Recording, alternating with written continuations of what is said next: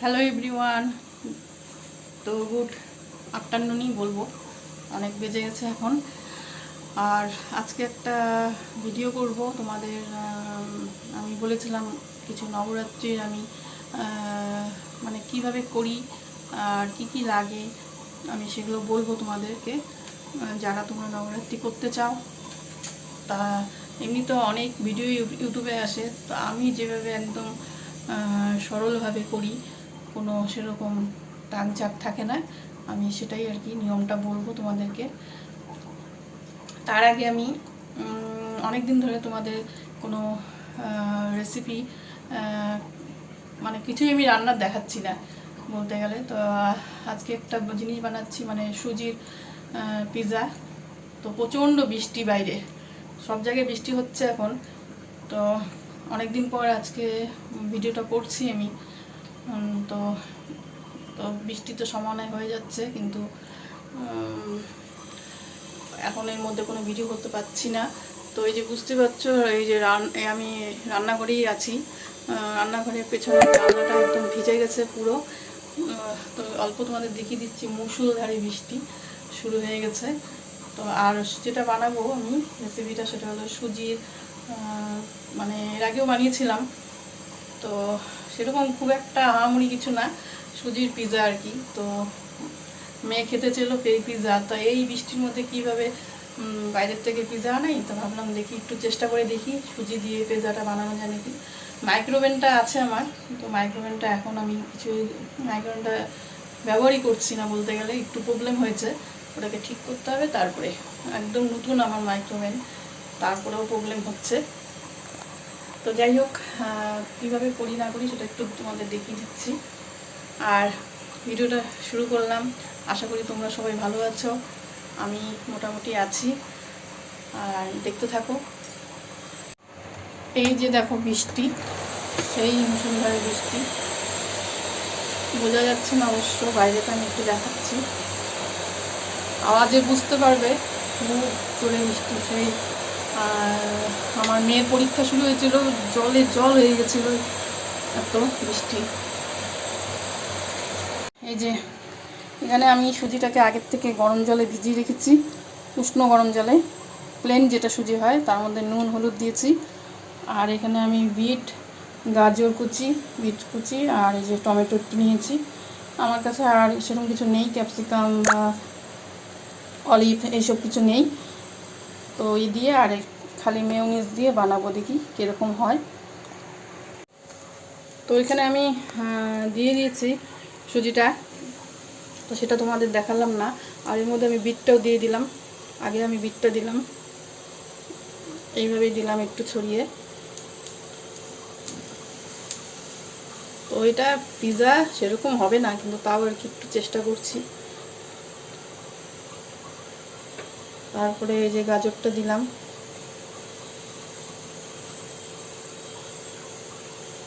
আর দিয়ে খুন্তি থাকুক, মানে যে এরকম খুন্তি দিয়ে আমি চাপা দিয়ে দিব, তাহলে এই ভেজিটেবলসগুলো ভিতরে ঢুকে যাবে।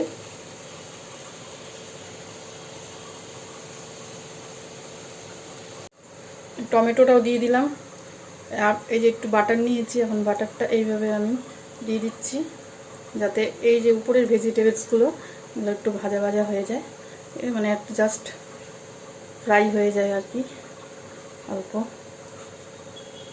আর এটা দেওয়ার পর আমি উপর দিয়ে অল্প মেয়োনিজ দিব, আর কোনো টমেটো সসটা দিব না, কারণ টমেটো সসটা দিব আমি খাওয়া, মানে এটা যখন মানে খাবে কেউ, তখন আর কি টমেটো সস দিয়ে খেতে পারে, কারণ এটা সেই পিওর মেয়োনিজ না, যে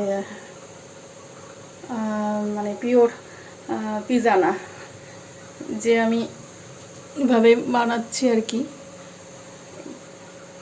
সেটা আর কি হয়তো পিৎজার শেপটা অত আসবেও না, তাও আর কি একটু ট্রাই করছি, কারণ ঘরে যা আছে তাই জিনিস দিয়ে তোমরা বানাতে পারো এরকম, বাচ্চারা খেতে চায় অনেক রকম, অনেক কিছুই আমি তোমাদেরকে বানিয়ে এর আগে দেখেছিলাম।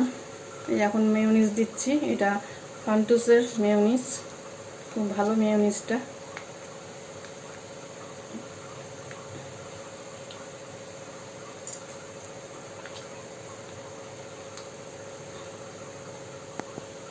পেস্টটা দেওয়া হয়ে গেছে। আমি এখন এরকম একটা ঢাকনা দিয়ে এটাকে ঢেকে দিব।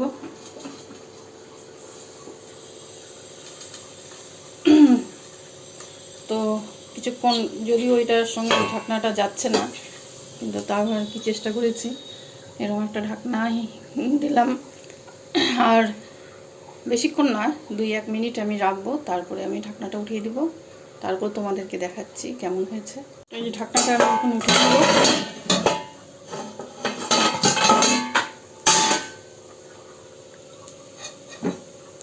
তো এরকম লাগছে দেখতে। তো মেয়োনিজটা যেরকম আছে সেরকমই রয়েছে। তো আমি একটুখানি প্রেস দিয়ে এগুলোকে সব মিলিয়ে দিব আর কি, কারণ যেহেতু এটা তাওয়াতে করছি, একটা ফ্রাই প্যান, এটা আমার, এটার মধ্যে আমি অনেক কিছুই করি, তোমরা দেখেছো। আমি এটার মধ্যে স্যান্ডউইচ বা অন্য ব্রেডের কিছু বানালাম। তো এখন আমি এটাকে উল্টে দেব।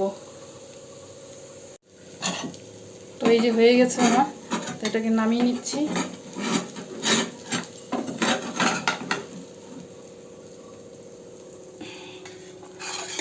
এরকম দেখতে লাগছে।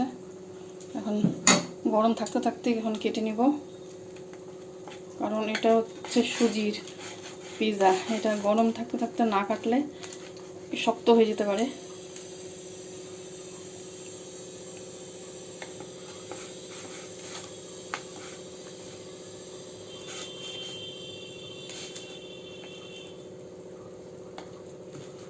তো তোমরা এইভাবে বানাতে পারো ঘরে, আর খারাপ লাগবে না আমার যতদূর মনে হয় খেতে। আমি আগেও বানিয়েছিলাম, তখন আমার কাছে চিজ ছিল, এখন চিজটা নেই, এই জন্য মেয়োনিজটা দিলাম।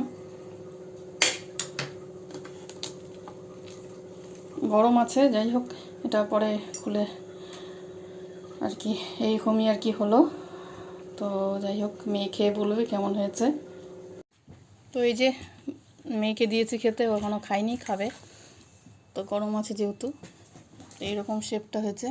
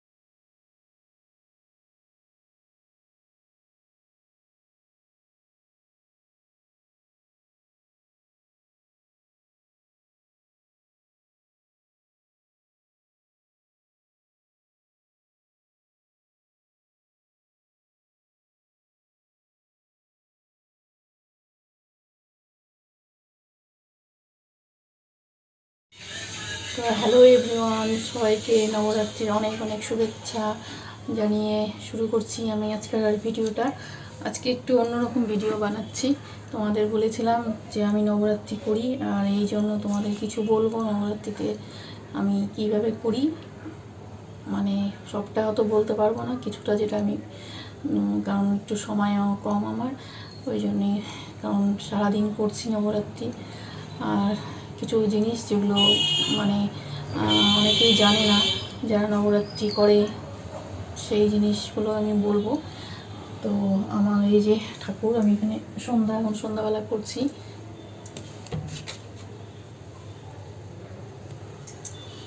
পুজো হয়ে গেছে, সন্ধ্যা পুজো। তো আজকে হচ্ছে দ্বিতীয়ার দিন। আর এই দ্বিতীয়ার দিনই আমি প্রথমার দিনই ভেবেছিলাম করব ভিডিওটা, তো প্রথমার দিন করতে পারিনি, আজকে দ্বিতীয়ার দিনই করছি। তো দ্বিতীয়াতে প্রথমার দিন ছিল, প্রথমার দিন আমরা মা শৈলপুত্রী পূজা করি, মা শৈলপুত্রীর স্বরূপ রূপে মাকে পূজা করি। সেই মার রং যে আমরা বস্ত্র ধারণ করি, কাপড় যেটাই পরি না কেন, সেটা হলো, সেই বস্ত্রের রং হচ্ছে হলুদ। সেই হলুদটা পরেই আমরা পূজা করি। তো যারা তোমরা মানে এই 9 দিন রং যে কালারের মায়ের, আমি এমনকি মাকেও সব রকম কালারের বস্ত্র পরাই, যেই কদিন যে রঙগুলো আছে।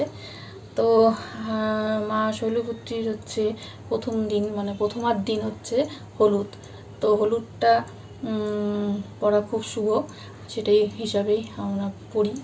আর এই ভোগের কথা বলছি, এদিন যে ভোগে আমরা ঘি দেই।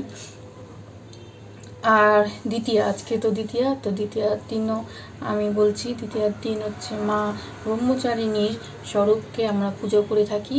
মা ব্রহ্মচারিণী হচ্ছে রং হচ্ছে, বস্ত্রের রং হচ্ছে যেটা আমি মাকে পরাই বা নিজেও পরি, আর আজকে সবুজ পরেও আছি আমি, সেটা হলো সবুজ। তো একটা একটা করে আমি দেখিয়েও দিচ্ছি তোমাদেরকে আমার কাছে যা যা আছে শাড়ি। কেউ চাইলে যে অন্য রকম জামা কাপড় পরতে পারে, কোনো ব্যাপার না, সেটা পরেও পুজো দিতে পারে, মায়ের নবরাত্রি পুজো করতে পারে। তো প্রথমেই আমি দেখাচ্ছি, প্রথমার দিন ছিল হলুদ, এটা ছিল হলুদ রং, এটাও আমি পরেছি। আর হচ্ছে যেটা আর একটা আমি দেখিয়ে দিচ্ছি, একটা পরে আছি, এটা হলো সবুজ দ্বিতীয়ার দিন। আর ভোগে বললাম, ভোগে দিতে হবে হচ্ছে মিশ্রি বা চিনি, যে কোনো হচ্ছে দ্বিতীয়ার দিন ভোগে দিতে হয়। আর এবার হচ্ছে তৃতীয়ার কথা বলছি। তৃতীয়ার দিন হচ্ছে মা চন্দ্রঘণ্টার আমরা পুজো করে থাকি, মা চন্দ্রঘণ্টা স্বরূপকে পুজো করে থাকি। আর মা চন্দ্রঘণ্টার হচ্ছে যে রং, সেটা হলো বস্ত্রের রং হচ্ছে গ্রে কালার আর কি, আমি ইংলিশই বললাম, গ্রে কালার, মানে যেটা একটু ছাই কালার বলে সেই জিনিসটা। তা আমার কাছে সেরকম পুরো গ্রে কালার নেই, তো আমি এরকম একটা হালকা কালার, অ্যাশ কালার নিয়েছি। আর মা চন্দ্রঘণ্টার হচ্ছে ভোগে আমরা দেই হচ্ছে দুধ বা দুধের তৈরি যে কোনো মিষ্টি। তো এবার আসছি চতুর্থ দিন আমরা মা পুষ্পান্ডার পুজো করে থাকি। মা পুষ্পান্ডার পূজাতে মা পুষ্পান্ডার স্বরূপকে পুজো করে থাকি। আর মা পুষ্পান্ডার পূজার যে আছে কালার, সেটা হলো হচ্ছে অরেঞ্জ। তো অরেঞ্জ আমার একদম অরেঞ্জ নেই, তো একটু অরেঞ্জ টাইপেরই আছে, সেটা দেখাচ্ছি।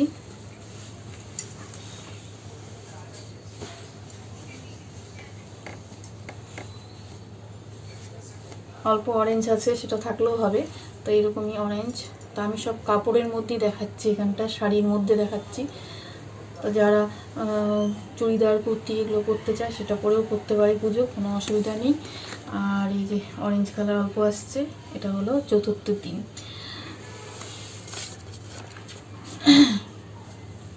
এবার আসছি মা আর চতুর্থ দিন ভোগের যেটা বললাম, সেটা তো হলো মালপোয়া তৈরি ঘরে বানানোই সবচেয়ে ভালো, ঘরে বানিয়ে মাকে দেওয়া ভোগে। আর যারা ব্রত করে, একদম ফলাহার ব্রত, তারা অনেক সময় মালপোয়া ভোগ দেয় না, ওই জন্য তারা ড্রাই ফ্রুট দিতে পারে, কাজু কিশমিশ, আলমন্ড বাদাম এইসব দিতে পারে। এবার আসছি পঞ্চমীর দিন আমরা স্কন্দ মাতার পুজো করে থাকি, মাতার স্বরূপকে। তো এই স্কন্দ মার রং হচ্ছে সাদার মধ্যে, তো সাদাটা পরতে হয় না, সেই হিসাবে আমরা সাদা না পরে সাদা লালের মধ্যেই, এরকম সাদা লালের মধ্যেই পরা যেতে পারে। তো সাদা লালের মধ্যে এরকম আমরা পরে থাকি। আর এই মায়ের ভোগ হচ্ছে পঞ্চমীর দিন এই মায়ের ভোগ হচ্ছে কলা। কলা হচ্ছে হলুদ কলাটাই দিতে হয়। তো আমি যেখানে রেখেছি ভোগে কলা রেখেছি, তো আমি প্রত্যেক দিন ভোগে কিছু না কিছু ফল দেই, আর ড্রাই ফ্রুট দেই। আর এবার বলছি ষষ্ঠীর দিন। ষষ্ঠীর দিন হচ্ছে মা কাত্যায়নীর স্বরূপকে পুজো করে থাকি আমরা। তো কাত্যায়নী স্বরূপ যে পুজো করে সেই মায়ের রং হচ্ছে নীল। নীল এটা এখনো এই যেখানে আমার নীলটা আমি রেখেছি শাড়ি।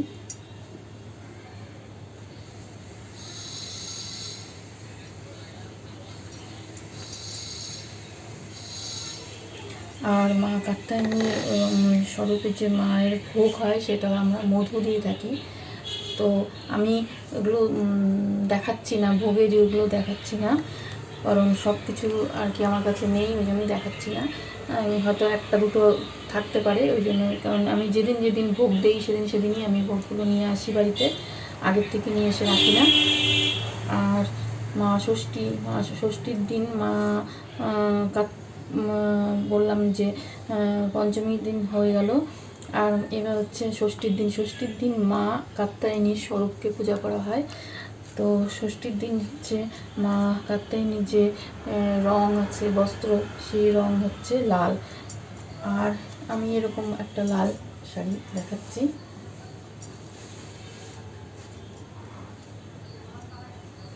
আর মায়ের হচ্ছে ভোগে হচ্ছে আমরা দেই মধু। আর মধু যদি না থাকে বা ঘরে এই যে যতগুলো বললাম যদি না থাকে, ওই চিনি, বাতাসা, মিছরি যে কোনো জিনিসই দেওয়া যেতে পারে। এরপর হচ্ছে সপ্তমীর দিন। সপ্তমীর দিন মা কালরাত্রি স্বরূপকে আমরা পুজো করে থাকি। আর মা কালরাত্রি স্বরূপের যে রং, সে হচ্ছে বস্ত্রের রং, সেই বস্ত্রের রং হচ্ছে নীল। এদিন মা খুবই জাগ্রত হন, মায়ের রূপ মা খুবই। আর এই মায়ের হচ্ছে ভোগ হচ্ছে গুড়, আমরা গুড় দিয়ে থাকি। তো নীল দেখালাম। এবার হচ্ছে অষ্টমীর দিন। অষ্টমীর দিন আমরা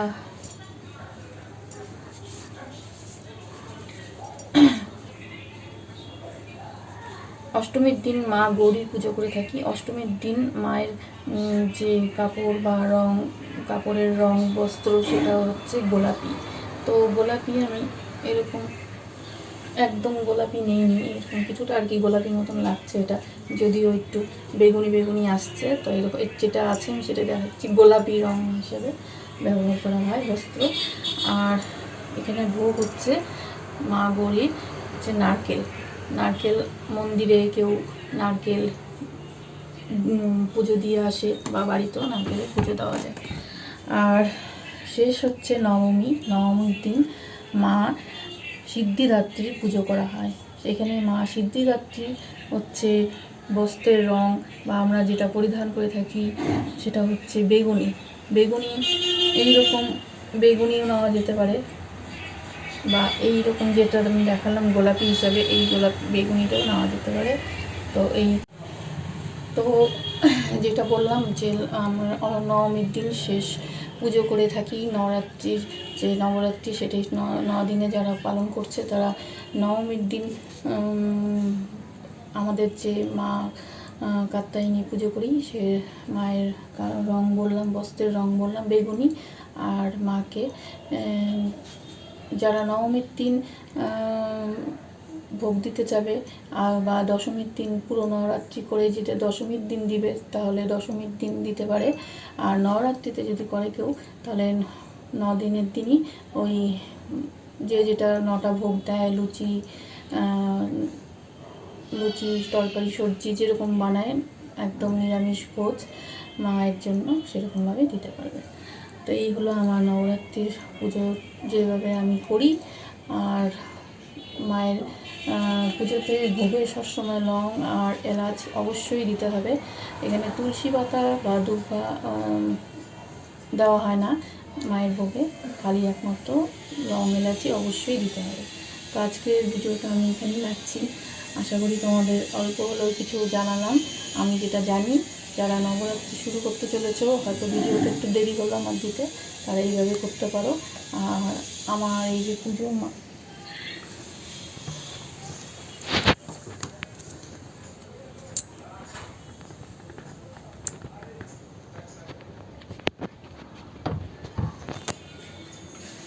তো আজকের ভিডিওটা আমি এখানেই রাখছি। আশা করি তোমাদের ভালো লাগছে। যদি ভালো লেগে থাকে তাহলে নতুন যারা দেখছো সাবস্ক্রাইব করে দিও। তো তোমাদের মতন সবাইকে আর একবার নবরাত্রির অনেক অনেক শুভেচ্ছা জানিয়ে আর দুর্গা পূজার অনেক অনেক শুভেচ্ছা জানিয়ে শেষ করছি।